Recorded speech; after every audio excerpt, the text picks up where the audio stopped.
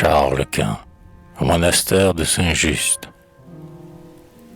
L'empereur vit, un soir, le soleil s'en aller. Il courba son front triste et resta sans parler. Puis, comme il entendit ses horloges de cuivre qu'il venait d'accorder, d'un pied boiteux se suivre, il pensa qu'autrefois, sans avoir réussi d'accorder les humains, il avait pris souci. Seigneur, Seigneur, dit-il, qui m'en donna l'envie. J'ai traversé la mer 11 fois dans ma vie. 10 fois les Pays-Bas, Angleterre 3 fois.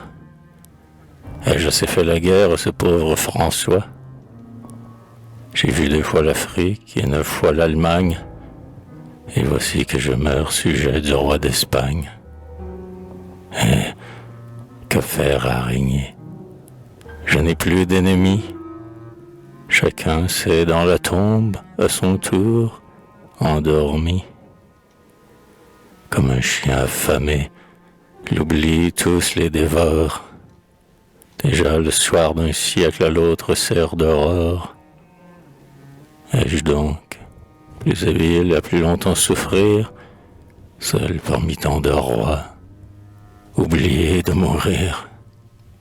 Ou, dans leurs doigts roidis, quand la coupe fut pleine, quand le glaive de Dieu, pour niveler la plaine, décima les grands monts, étais-je donc si bas, que l'archange, en passant, alors ne me vit pas?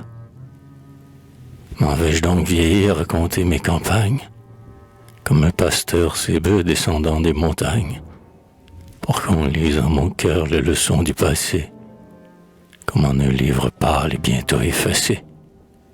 Trop avant dans la nuit s'allonge ma journée. Dieu sait quels enfants l'Europe s'est donné. Sur quel bras a posé tout ce vieil univers, qu'avec ses sangs et ça, avec ses 4 mers, je portais dans mon sein et dans ma tête chauve Philippe, que Saint-Just de ses crimes le sauve. Car du jour qu'héritier de son père, il sentit que pour sa grande épée il était trop petit.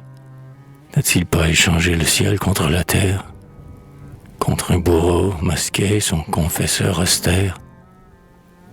La France, ah, quel destin, en ces jeux si profonds, mit la duègne orgueilleuse aux mains d'un roi bouffon, qui s'en va, rajustant son pourpoint à sa taille, aux oisifs carrousels se peindre une bataille.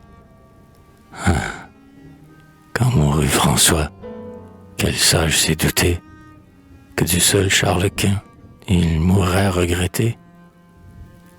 Avec son dernier cri sonna ma dernière heure. Vous trouvez maintenant personne qui me pleure. Mon fils me laisse ici m'achever. Car enfin, qui lui dira si c'est de vieillesse ou de faim? Il me donne la mort pour prix de sa naissance. Mes bienfaits l'ont guéri de sa reconnaissance. Il s'en vient me pousser lorsque j'ai trébuché. C'est bien, je vais tomber. Le soleil s'est couché. Ô terre, reçois-moi, car je te rends ma cendre. Je vins nu de ton sein, nu j'y vais redescendre. C'est ainsi que parla cet homme au cœur de fer. Puis, se voyant dans l'ombre, il eut peur de l'enfer. Oh mon Dieu, si, cherchant un pardon qui m'efface, je trouvais la colère écrite sur ta face.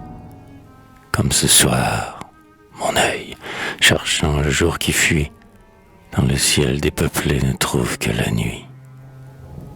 Quoi? Pas un rêve, un signe, un mot dit à l'oreille, dont l'écho formidable alors ne se réveille?